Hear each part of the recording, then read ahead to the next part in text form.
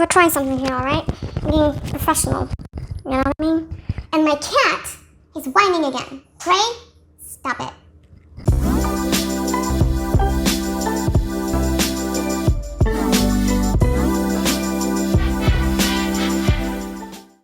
It is time for the next epic installment of the series Awesome Cheap Perfumes That Nobody Talks About. Here we go. I'm going to start with something that I got primarily for the sake of the bottle shape. And this is Historia More by Perfume.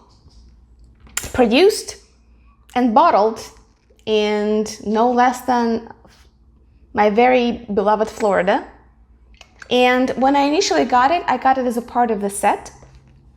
And in the set, there was a lotion, a shower gel, and this kind of cute bottle. The whole set cost me probably slightly less than 20 bucks, which is quite amazing. And just check this out. This is a really good quality make for something that costs under $10.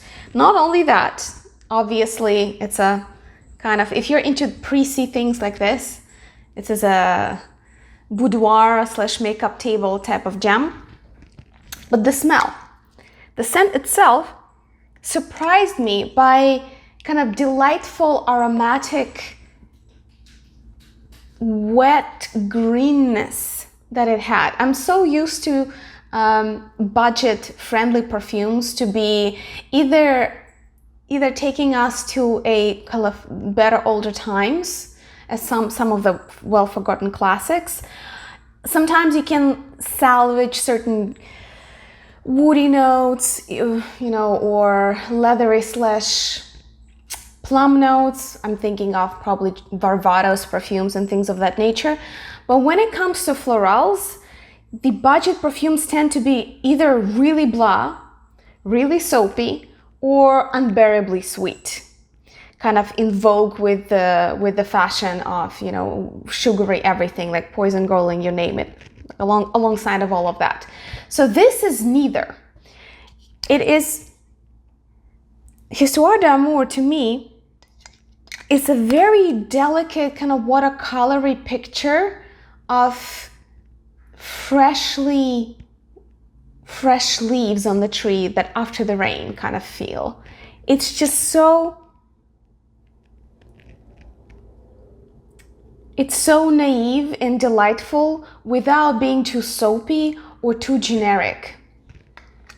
I used up the lotion and the shower gel in no time. It was actually one of my favorite shower gels that I've used that have this kind of like fresh, greeny, but not herbal. You know, like it doesn't go into the freshly cut grass. It's not truly a fougere. It's not really in any way ivy-like or, you know, or any kind of intense or dense greenness. It's very delicate, almost like yellow floral greenness. If you look at the Fragrantica in terms of the notes and the chords that are there, it's truly confusing. So I was considering reading the official descriptions, but now I wonder if that's going to confuse you more than what it's going to explain. It's a yellow floral that's earthy, green, citrusy, sweet, aromatic, white floral, mossy, and woody. I would say it's about 50 times simpler than that. And to me, it's way more delicate, very unusual, again, for its price, delightful yellow floral with kind of this like somewhat watery, somewhat wet greenness hidden behind the scenes. If you like this type of aesthetic, and if you want a non-trivial but very affordable kind of morning, somewhat lotusy kind of, you know, magnolia. No, I wouldn't say it's magnolia. I would keep it within kind of white yellow florals that are just almost an echo of that. That's somewhere. It's like a parfait of light green notes with some sort of. I don't want to say aquatic because people start thinking of very specific impressions, but there is some kind of, I don't say the horrible word moisture, but like it's somewhat watery, it's somewhat fresh, it's somewhat juicy without being bright or piercing or very adamant. Very light scent, truly enjoyed, highly recommended to buy it as part of the set because I think it works beautifully in terms of the body care, especially the shower gel. Just love it. Just an honorable mention, once I got the Historia More, I decided to try a few more things by that house, and I got the Historia More #2. Here, didn't really make the cut, but I'm just going to give it a quick mention just in case you're going to be looking around the internet. This is a very bizarre take, but it's kind of almost niche. This is what surprised me. For this kind of price, both of these scents are not what you would expect. They're both not too bright, not too powerful, so they're quite wearable, so to speak, but they're in a way unusual. This is somewhat harder thing for me to wear, and the best way I can describe this as a aquatic watermelony sweet powder. So the irisy type of powder combined with watermelony 90s style aquatics is a very unexpected combination, at least in my book. So this is what I'm still working with. I'm still trying to figure out if I like this combination or not, but one thing I can say for sure, this is in a way almost experimental compositions that are beautifully packaged, again, if you like that kind of aesthetic, and incredibly budget-friendly priced. Moving on. A delightful amber that is somewhat floral, but not too candy-like. What I don't like about cheap ambers, that they all, especially in combination with ylang-ylang, they become very much like these kind of hard candy type of things. Not that kind of case when it comes to Queen Latifah Hearts, Queen of Hearts. Celebrity Perfumery, and I have a tester here. I used up 15 ml, a mini. Loved it, loved it, loved it. So I decided to get myself pretty much a bucket. Another very light and charming fruity floral with the heart of amber that to me wears beautifully as a morning winter scent, as an all-day fall scent that you can also, this is what I specifically like, you can layer this. You can give it a little bit more of a smoky base with any like other scents that might be a bit too heavy for the daytime wear. So pretty much what I do, bathe myself in it in the morning or at lunch and just either refresh it or deepen it with some other perfume that might be almost too, I don't want to say harsh, but like pretty heavy and demanding. This softens and kind of like gives more charm to any other perfume that it's too heavy on the base. But it also wears beautifully by itself. It's a very flirty, charming amber that doesn't smell like hard candy, which for me is a big win because most of the cheap ambers that I tried, I can't wear. So this is a rare exception. Queen of Hearts by Queen Latifah. The next one, we're going to talk about soft spices. This is a Dolce & Gabbana. They had this numerated line with probably the most famous one of them is I think number 3, L'Impératrice, which became a bestseller in Russia and like the neighboring countries to such a degree that ever since the Dolce & Gabbana I think they keep releasing either limited editions or kind of flankers to L'Impératrice. You can find it in almost every international duty-free perfume store, mainly in Europe. I don't know if it was nearly as popular in the United States. I wasn't really there for it. But the rest of this line, I think, didn't really gather that much traction. So I bought number 14, La Tempérance, purely blindly because it was, I think, I don't want to misrepresent it, but I think it was like $14 or maybe $20, something really, really affordable. It's a really large bottle. So what we get here is a version of kind of like My Lips But Better when it comes to lipsticks, when something just gently caresses and enhances your own smell rather than, you know, creating its own profile. La Tempérance for me is pretty much like a nude type of perfume. I absolutely adore the tonka bean type of sweetness that is combined with pink pepper. This is like, to me, this is my comfort zone. These are my nudes. And when it comes to scents, and this is, it just delivers. The spices here are so finely, softly milled. They're so delicately nuanced that for some people, I imagine this could be somewhat of a disappointment, because this is a perfume that sits close to the skin. So I want to outline it straight from the gate that this is not the loudest perfume, but it's just like a warm hug. It reveals itself when somebody gets close to you. So to me, this is one of those really good candidates for like a fourth date, etc. When you expect to potentially get much closer physically to someone, maybe you will do Netflix and chill, maybe it will be just hugs, maybe more than that. This is a really good, non-distracting, but very comforting type of scent. To me, it doesn't really go neither too floral, nor too spicy, nor too like gourmand or ambery. It's just like those very soft, thin fleece pajamas. Love La Tempérance. And again, if you look around in the internet, you'll find a huge bottle for probably well under 30 bucks. The next one is actually something that used to be quite popular over the internet, but I waited and waited and waited before I bought it, and I'm glad I did. This is Aromatics in White by Clinique. Somewhat more expensive than the rest of the line here, what I'm going to talk about here, and in a way a more somewhat brighter and muskier version of La Tempérance. To me, they still fall under the same umbrella of fragrances.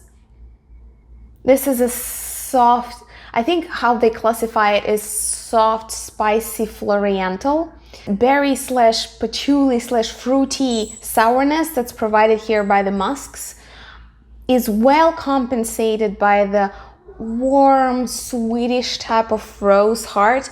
I wouldn't even call it very recognizable rose. If you're looking for like a truly Bulgarian rose-centric perfume, I wouldn't go here. But it's brighter than La Tempérance because of the musks, and it's a little more prickly. So it has more of these kind of grabby facets when it enters your nose. And then that way, maybe a little bit more recognizable, a little bit more signature, as some people like to call it.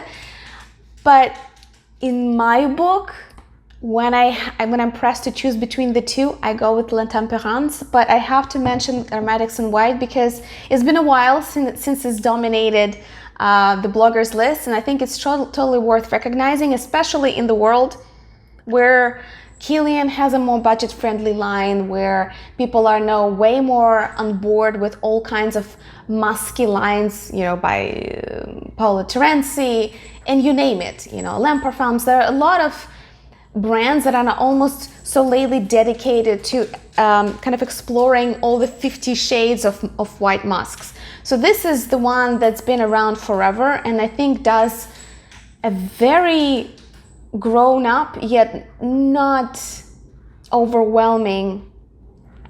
It accomplishes the same tasks with way less resources, very elegant bottle design, and rather affordable price.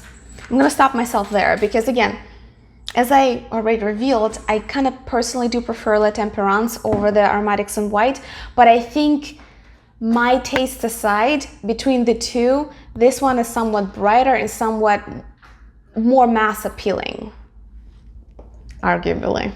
The other one, just to finish the story of soft spices, things that I see no point in buying Yves Saint Laurent, let's say Kaftan, or some of those other very like Dior boutique line. Like there are a lot of nuanced, quiet, soft spicy perfumes that cost hundreds of dollars. And I'm telling you, when it comes to these kind of soft floriantals, those finely milled spicy nudes, this is where you can really save a lot of money. This is where you have a lot of options. And one of those is Lolita Limpica C Lolita by Lolita Limpica. This is my second bottle. This is what Eau de Parfum looks like. It's transparent, glossy bottle. What I fell in love with originally was the Eau de Toilette version, and in my book, I wish I bought the second Eau de Toilette, because the Eau de Toilette had the most unbelievably flirtatious and bright opening with pink pepper. It was just so tickling. It almost was like tickling for your nose. It was not abrasive like black peppery perfumes can be. Thinking of, I don't know, Greyland by Montal and others. But rather just, it was, I mean, it's still, the Eau de Parfum version still has it, but it's much softer and creamier and it's almost lotiony. Some people might prefer that. I truly, honestly prefer the Eau de Toilette more. So you take your pick. But I must say the Eau de Toilette, which is like a frosty bottle of the same design, that one doesn't really last a long time. For the opening, I forgave it everything. I used up the full bottle. I still love it. I'll probably eventually will buy it again if I can. This, I would say, has kind of like an echo of that kind of bright pink peppery opening, but it's somewhat more of a calm take on the same composition. But again, if you're like Yves Saint Laurent Kaftan, if you're considering a lot of those more niche or more like boutique versions of super wearable, nudie souffle, soft, spicy perfumes, where it's very hard to kind of bring where there's the boundary between the perfume being floral or somewhat more gourmand, but in a very delicate, soft sense. And the openings are usually somewhat twisted, either with, potentially green notes or with spices of different kinds. In this particular case, the enhancement of these kind of white, somewhat sour musk, it kind of weaves all the notes together. There are so many options that are affordable, and this is one of them. So C Lolita by Lolita Limpica. If you prefer a bright, super fun opening, go with Eau de Toilette. But mind you, you will probably need to either update it, kind of like enhance it during the day, or, just use something else. If you want something a little bit low lotiony, something a little bit more calm and, in a way, demure, I would go with Eau de Parfum.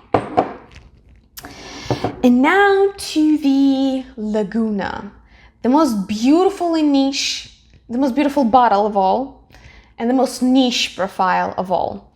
Again, costs, I think, around $20 or less. Almost exclusively available online. Very hard to find in stores, but if you do, I would highly recommend you sniff it. One of the perfumes that was a bestseller from the main Salvador Dali line. If you're curious, I have a 2-part review of their perfumes. Some things that are like this are very affordable, and but you have to kind of hunt them down on the internet. In their boutique line, I'll send you there for to explore the line and what the Salvador Dali as a brand has to offer. But if I had to pick one truly memorable fragrance out of all of the fragrances they have, it would be Lagoona. I did have Lagoona Homme, the one that's marketed toward men, and I would say that it's also very respectful, maybe not as memorable, but very respectable scent that I would easily consider as a good gift for guys. But when it comes to Lagoona in this bottle that's marketed toward women, this is a niche gem that costs nothing. That said, I have to preface it by saying, if you're not into monoaccord type of perfumes that pretty much open up with a specific olfactory impression and that impression just stays the same, The scent stays absolutely the same. It just gets quieter, quieter, and quieter. That was all the rage in the 90s / beginning of 2000s. And this is probably one of the best representations of that trend. It kind of comes back in vogue in different niche houses and lines and kind of like goes out of vogue. It's not for everyone. A lot of people would rather prefer an interesting dynamic for their scent than, like when you spray it first, it's one thing, then it changes, then changes again, and then it adapts to your skin or it adapts to your temperature and yada, yada, yada. Lagoona doesn't quite do that. But in a way, it's one of the most imaginative takes on, to me, it's very minty without really specifying mint or Earl Grey tea or any of this kind of like fresh dryness or lemongrass type of effect. There's nothing there in the pyramid that says that, but I feel it. To me, it is almost like this, the wind that comes from like Mediterranean coast as you're walking alongside it is this very, very hot, dried grass and soil that is just being thrown around by the wind that's coming from the coastline. To me, it's very Mediterranean in nature. I would even think like sort of the south of Mediterranean. And it's very imaginative, it's very abstract. If you're really looking for minty mint or believable Mediterranean aquatics, there are more expensive and more believable and deeper and more nuanced creations in the niche perfumery, but you can't beat it for the price. And this is probably my third bottle. It's just something that I have to have in my collection for all kinds of reasons. And again, it's one of those things that just looks damn good on your shelf, doesn't it? Highly recommend to get familiar with it on some level because it's a historic perfume. It's unique. Whether you will love it or not, it depends how deep into the niche world you are. If you're coming from primarily kind of boutique lines of designer perfumes or overall just designer market, things that you can sample in every department store, it could be a curious departure, but I'm not sure if you would fall in love with it from the get-go, because again, to me, this is a niche perfume that's hidden in the world of budget fragrances. But if you're really into historical perfumes, if you like kind of this monolithic one accord dynamic, or at least that tickles your fancy, you're curious how that works, and whether you like it or not, highly recommend. Okay, I spent too much time on it. The last one we're going to talk about is yet another Lalique. In my first video about cheap, amazing perfumes that nobody talks about, I talked about Lalique, I think at length. So I don't want to repeat myself, I just want to tell you, Lalique perfumes in general, they are more budget-friendly line, are very well made. Some of them are more unique than others, but generally speaking, you will find a very high quality compositions there that are not as trivial as things that you can find like in Ulta or Sephora. Again, Sephora has some of the more unique compositions because they do carry some of the niche fragrances, some of the like new age, I don't know how to call them. They're not as deep as niche, like this like eco-friendly type of Jo Malone like brands that Sephora carries. There's some really interesting stuff there, but it costs way more, and I don't know. Lalique is a historic brand. They made bottles and designed bottles for so many perfume houses. In itself, getting familiar with what they make, I think, is worthwhile if you're getting interested in the history of perfume making, if you're wondering what this is all about. Lalique has a lot of history. And they started making their own perfumes not so long ago. So it was doubly interesting for me to dive into what they make and why is it so affordable and like what's it all about. The one that I'm going to showcase today is Living. Marketed toward women, arguably truly unisex. I cannot imagine this raising any concerns or questions regardless of who wears it. Essentially, it's a very flowy, light, woody type of fragrance that has a trail of lavender. Lavender here softens it up. If lavender wasn't there, it would be way too piercing, way too kind of almost stringent, like stripped of any softness. Yet it's not truly a lavender-centric perfume, so I don't want to dissuade you from trying the Living by Lalique if you're not a big fan of lavender. The lavender here, as I said, only rounds the corners. It softens the profile. It makes it a little bit more soothing, while the profile itself, it has a lot of projection. The moment you spray it, I don't want to do it here because it will fill the room in no time.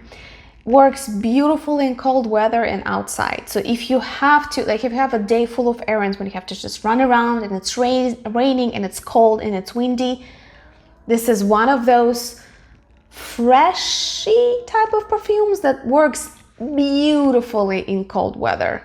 Beautifully. Love it, love it, love it. If I find the links, I'll leave them there. But again, like some of the stuff, you know, I'm sure you'll be able to find them. If you do, please let me know what kind of other goodies that you consider to be really awesome for their price point. And let me know if you like this video. If you want me to eventually produce the third installment, if you haven't seen the first one, please do watch it. None of these perfumes were represented there. And I stand by all of the initial recommendations that I made.